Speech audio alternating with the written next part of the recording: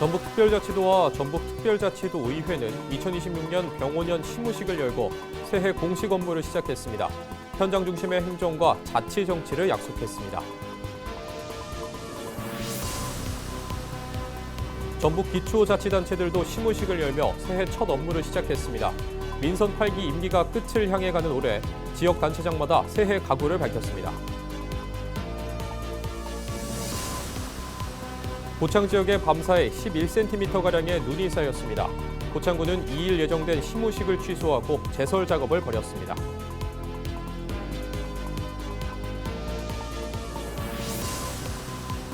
국산 밀 재분 시설이 없어 수입 밀보다 가격 대비 품질이 떨어진다는 지적을 받고 있습니다.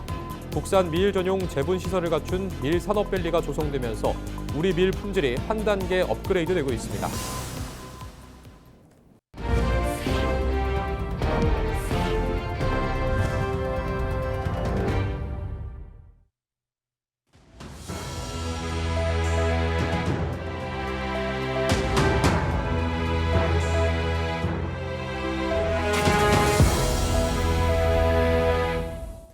시청자 여러분 안녕하십니까? 헬로티비 뉴스입니다. 전북특별자치도와 전북특별자치도의회는 2026년 병오년 시무식을 열고 새해 공식 업무를 시작했습니다. 전북도는 2일 도청 공연장에서 시무식을 열고 현장 중심의 행정을 약속했습니다. 전북도 직원들은 도민과 함께하는 문구가 적힌 피켓을 들어 올리며 현장 중심의 행정을 펼치겠다는 뜻을 밝혔습니다. 김관영 도지사는 2026년은 도민과 뜻을 함께해 전북의 미래를 차분히 만들어가야 할 해라며 공직자의 역할을 당부했습니다. 우리가 현장 행정을 더 강화해서 가장 도민들에게 적합한, 도민들이 원하는 행정을 할 수 있도록 우리가 같이 힘을 모아서 여민, 유지 이 마음으로 우리가 같이 어깨동무하고 동지로서 올 한 해를 잘 이끌어갔으면 좋겠습니다. 전북도 의회도 이날 의원 총회실에서 시무식을 열었습니다. 문승우 도의장은 신년사를 통해 도민들로부터 일 잘하는 의회와 함께 만드는 전북으로 기억될 수 있도록 할 것을 당부했습니다. 전북 지방자치단체들도 시무식을 열며 새해 첫 업무를 시작했습니다. 민선 8기 임기가 끝을 향해 가는 올해 우리 지역 단체장들은 어떤 각오를 내놨을까요? 정명기 기자가 보도합니다. 새벽 어둠이 채 걷히기 전 이학수 정읍시장은 시내버스 차고지와 환경관리원 대기실 등을 찾아 현장에서 일하는 이들을 격려하며 새해 인사를 건넸습니다. 충원탑 참배로 순국 선열의 뜻을 기린 뒤 시무식을 열고 본격적인 새해 업무에 들어갔습니다.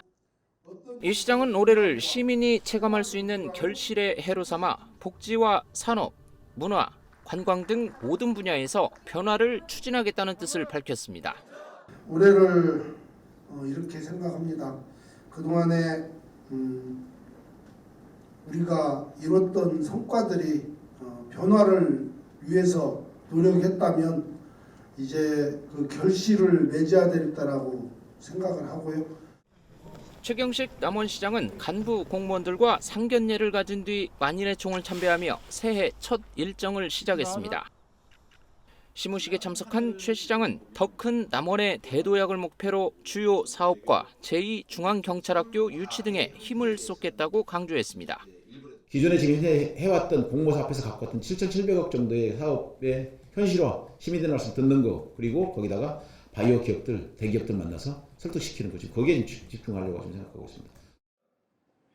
정성주 김제시장은 다시 합시다라는 희망의 메시지와 함께 시민과 출향인에게 감사 인사를 전했습니다.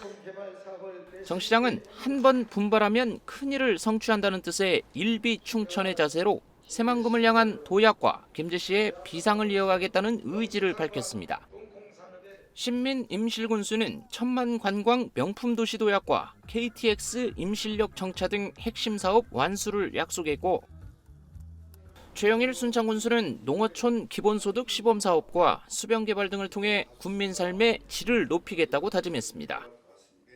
권익현 부안군수는 재생에너지와 관광, 문화자원 등을 기반으로 한 미래성장 전략을, 심덕섭 고창군수는 신년사를 통해 산업과 관광, 농업 성과를 토대로 지역 도약을 이어가겠다고 밝혔습니다. 2026년 새해는 전국 동시지방선거가 다가오면서 자치단체장들의 선택과 행보가 지역 정치의 최대 관심사로 떠오르고 있습니다. 헬로티비 뉴스 정명규입니다. 고창 지역의 밤사이 11cm가량의 눈이 쌓이면서 고창군은 2일 예정된 시무식을 취소하고 제설 작업을 벌였습니다. 고창군은 이날 오전 6시 기준 관내 누적 적설량은 최고 10.9cm를 기록했다고 밝혔습니다. 전날 내려진 대설주의보는 이날 오전 8시에 해제됐지만 밤사이 많은 눈이 쌓이자 고창군은 오전 9시 예정됐던 시무식을 취소하고 직원들을 동원해 눈 치우기에 나섰습니다. 그동안 국산 밀 전문 재분 시설이 없어 수입 밀보다 가격 대비 품질이 떨어진다는 지적을 받아왔는데요. 최근 국산 밀 전용 재분 시설을 갖춘 밀 산업밸리가 조성되면서 우리 밀의 품질이 한 단계 업그레이드되고 있습니다. 김남호 기자가 보도합니다. 김제 지역에 있는 밀산업밸리와 시범단지입니다. 국산 밀의 재분기를 통해 하얀 밀가루가 만들어집니다. 국산 밀가루를 이용한 국수용 면 생산도 한창입니다. 우리 밀의 생산과 저장, 가공, 상품화까지 전 과정이 한 곳에서 이루어지고 있습니다. 중소 우리 밀 전문 재분 공장이 설립됨으로 해가지고서 우리 밀의 밀가루 품질이 상당히 향상됐다고 보고 지금 대형 재분사에 못지않은 품질의 밀가루가 나옵니다. 그래서 아마 우리 소비자들도 믿고 또 맛있는 우리 밀가루를 찾을 수 있을 것이라고 생각합니다. 한국의 면이라는 의미를 담은 국수용 신품종 국산밀 한면을 이용한 제품들도 다양하게 출품되고 있습니다. 한면은 단백질 함량이 10.8%에 달해 국수와 라면과 같은 제품 생산에 적합합니다. 쫄깃한 식감의 면을 만들 수 있어 우리 밀을 이용한 상품들의 품질도 덩달아 높아지고 있습니다. 국수는 저희가 간편식으로 많이 먹잖아요. 그러니까 먹으면서 이게 뿌는 경우가 많은데 확실히 뿌는 속도도 느리고 식감도 쫄깃쫄깃한 게 많이 유지되는 것 같아요. 정부가 5년 전 식량 안보를 위해 국산밀 자급률을 5%까지 끌어올리기로 했지만 아직까지 2%를 넘지 못하고 있습니다. 다행히 김제 등 전국 4곳에 재분시설을 지원해 밀산업밸리를 조성하면서 우리 밀 재분 용량은 10배 이상 큰 폭으로 늘고 있습니다. 우리 밀 살리기 운동이라든가 그 국산밀의 어떤 식량 안보 차원에서 이제 생산이 늘어나기 시작을 했었는데 그렇더라도 지금 하여튼 1% 내지 2% 정도 수준밖에 되지 않는 어떤 이런 상황입니다. 국산밀의 어떤 인식 개선이 부족한 부분이어서 국산밀 품종을 고급화하고 또 소비자들이 더 쉽게 찾을 수 있도록 더 좋은 제품을 개발할 수 있는 어떤 기술을 현장에 보급하도록 노력하겠습니다. 우리나라 밀 소비량은 2023년 기준 연간 208만 톤으로 쌀 소비량의 3분의 2 수준이지만 국내 생산량은 5만 2천 톤으로 자급률은 2% 수준에 머물고 있습니다. 우리 밀 재분 품질 고급화를 통해 국산밀 생산 확대까지 이어질 수 있을지 관심이 모아지고 있습니다. 헬로티비 뉴스 김나우입니다. 전북자치도 김제시의회 새만금 특별위원회와 새만금 미래김제시민연대가 새만금 신항의 새만금 기본계획 제외 방침 철회를 촉구하고 나섰습니다. 이들 단체들은 최근 김제시청 대회의실에서 기자회견을 열었습니다.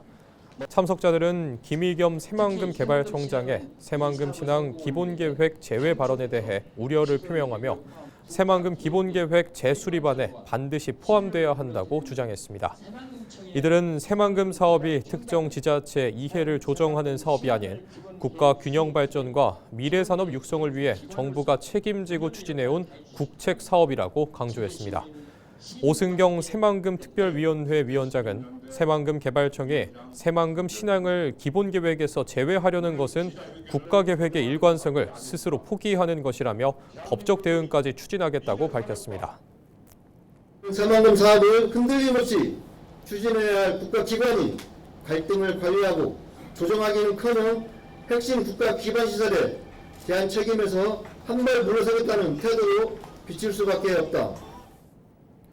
서백현 김제시 의회 의장도 새만금 신항은 새만금 사업 성공을 위한 필수 인프라이기 때문에 시민사회와 함께 대응하겠다고 말했습니다.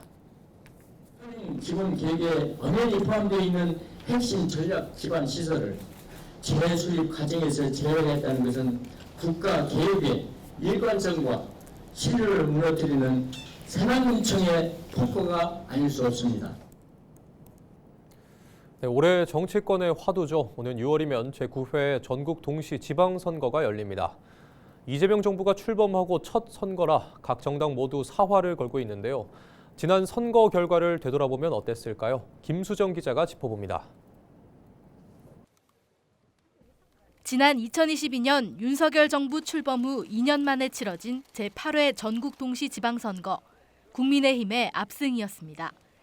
도지사는 9석 가운데 국민의힘이 5석, 더불어민주당이 4석, 그리고 서울을 비롯해 광역시장 8석 가운데 광주를 제외한 7석을 국민의힘이 차지했습니다. 지난 지방선거에서 대승을 이룬 국민의힘은 이번에 수성을, 민주당은 서륙을 앞세웁니다. 2년 뒤 2024년 열린 제22대 국회의원 선거는 범야권의 대승으로 끝났습니다. 민주당은 절반을 훌쩍 넘는 161석에 이어 더불어민주연합 비례대표 14석까지 합해 175석으로 거대 야당이 됐습니다. 이른바 심판론의 불이 붙어 국민의힘은 총선 3연패라는 뼈아픈 성적표를 받았습니다. 윤석열 전 대통령의 파면으로 치러진 지난해 제21대 대통령 선거에서는 3년 만에 정권 교체가 이뤄졌습니다. 49.42 대 41.15. 당시 민주당 이재명 후보는 역대 최다 득표수를 기록하며 대한민국 대통령에 당선됐습니다. 투표율도 79.38%로 1997년 치러진 제15대 대통령 선거 이후 최고치입니다.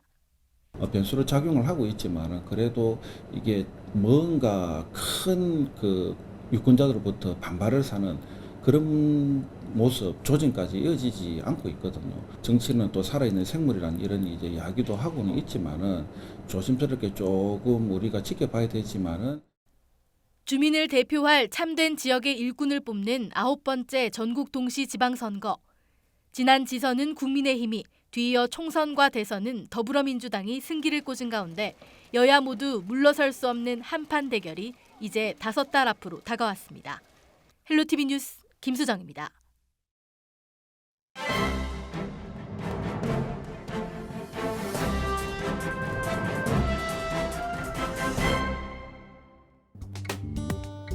전북일보 기사입니다. 농업을 전제로 조성된 새만금 농생명 용지가 기본계획 수립 이후 10년이 지나도록 염기 제거 등 경작의 전제 조건조차 갖추지 못한 상태에 머물러 있다는 내용인데요. 이런 가운데 새만금 개발의 무게중심이 산업용지 확대와 재생에너지 전환으로 옮겨가면서 농생명 용지의 축소 가능성까지 거론되고 있다고 합니다. 전북일보 취재를 종합하면 새만금 농생명 용지는 2014년 세워진 국토교통부 토지이용계획상 9,430헥타르 규모로 전체 새만금 간척지의 약 32%를 차지한다고 하는데요. 전북특별자치도와 새만금 개발청은 이 공간을 첨단 농업 시험 연구단지와 농산업 클러스터, 스마트팜, 복합 곡물단지, 종자 생명단지, 말산업 복합단지 등 고부가 가치 농생명 산업과 농업 생태 기능이 결합된 대규모 공간으로 조성하겠다는 구상을 제시해 왔다는 겁니다. 하지만 실제 현장에서 본격적으로 활용되고 있는 면적은 제한적인 수준에 그치고 있다고 지적했는데요. 현재 농생명 용지 가운데 복합 곡물 전문 생산단지로 운영되는 곳은 499헥타르뿐으로 전체의 5% 정도에 불과하다는 겁니다. 일부 구역에서 사료작물 재배와 실증 사업이 진행되고 있지만 스마트팜, 종자 생명, 말산업단지 등 핵심 사업은 가시적인 성과로 이어지지 못하고 있다는 평가가 지배적이라고 전했는데요. 지역 농업계는 이런 지연의 근본 원인으로 간척지 특성에 따른 염분 문제를 지적한다고 덧붙였습니다. 전북일보는 새만금 개발의 무게중심이 산업용지 확대와 재생에너지 중심으로 이동하면서 현재 새만금 전체 용지의 약 10% 수준인 산업용지는 향후 최대 20%까지 확대될 수 있다는 전망이 나온다고 신문은 전했습니다. 지금까지 신문 브리핑이었습니다. 이상으로 뉴스를 마칩니다. 저희는 언제나 지역민 여러분과 함께합니다. 시청해주신 여러분 고맙습니다.